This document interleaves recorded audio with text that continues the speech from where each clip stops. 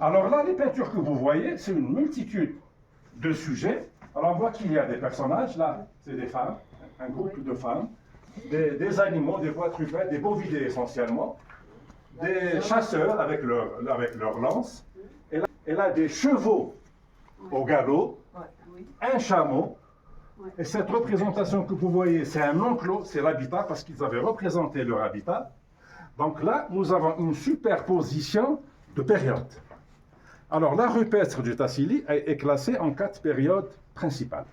La première a commencé il y a à peu près 8000 ans, et ça a commencé par une certaine forme de schématisme. C'est-à-dire que, imaginez un petit enfant à qui on donne un crayon et une feuille, on lui demande de grabouiller n'importe quoi. Donc ça a commencé par une certaine forme de schématisme, qui a duré près de 1000 ans, et en maîtrisant le geste, le trait, et la matière, cet art s'est un peu développé, il s'est un peu élaboré, et on va vers une période dite la période naturaliste, c'est-à-dire qu'ils avaient représenté les sujets, tout ce qu'ils voyaient autour d'eux, d'une manière très naturelle. Alors là, nous pouvons voir des personnages, des bovidés, et un enclos, le cheval et le chameau. Donc la première période, c'est une période schématique que l'on n'arrive pas à interpréter très bien. Les sujets sont pratiquement illisible, mais pour la deuxième, on arrive à lire d'une manière très nette les bovidés et les chasseurs. Donc, ça, c'était la période des chasseurs-cueilleurs. C'était la fin du néolithique, du paléolithique moyen. Ils avaient représenté les scènes de chasse. Alors là, c'est des chasseurs avec leur arme. Et il y a aussi des scènes sur d'autres sites où on représente carrément la scène de chasse et le geste de lancer son arme vers sa proie. Comme là, son cheval. Alors, juste après ça, il y a eu l'apparition du cheval.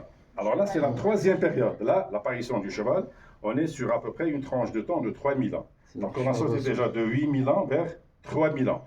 Mais il y a eu une continuité culturelle, une continuité d'occupation du terrain, du sol, d'une manière extraordinaire. C'est-à-dire que les occupants n'ont jamais quitté les lieux. C'est les gestes, les arts et la production culturelle qui s'est développée, qui s'est améliorée de plus en plus avec un cumul d'expériences.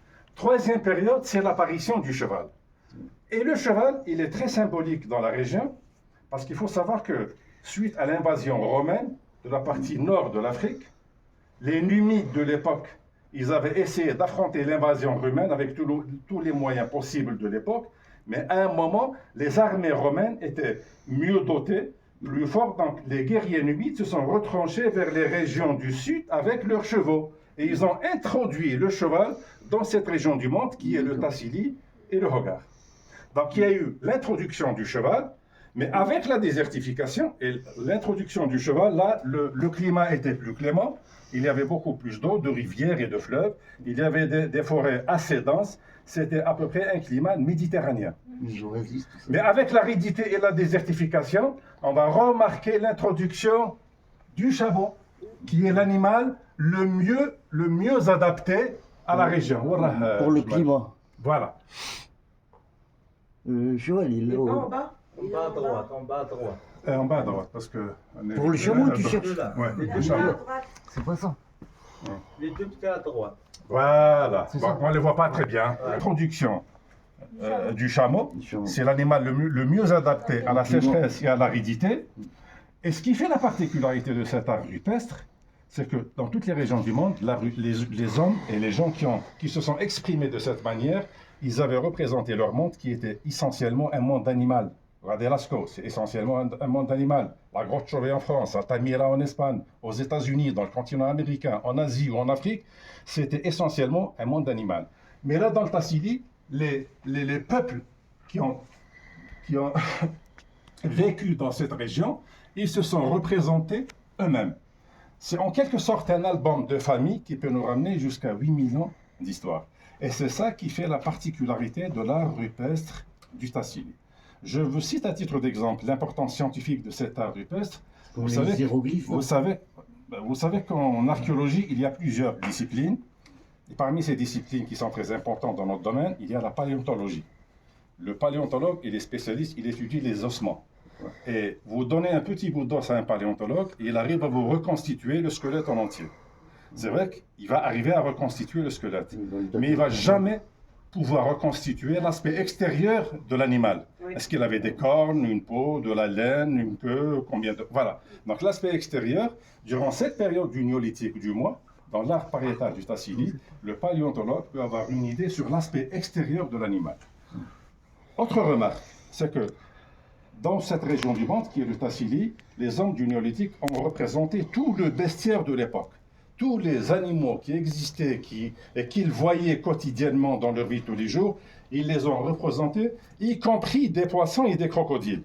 Donc tout le bestiaire de l'époque, toute la faune de l'époque et toute la flore de l'époque est nettement représenté sur cet art rupestre du Tassili. Est-ce qu'on peut le comparer aux hiéroglyphes Dans un sens, il y a certaines écoles qui essaient de développer cette thèse en disant que c'est une forme d'expression qui peut ressembler à des hiéroglyphes. Mais sauf que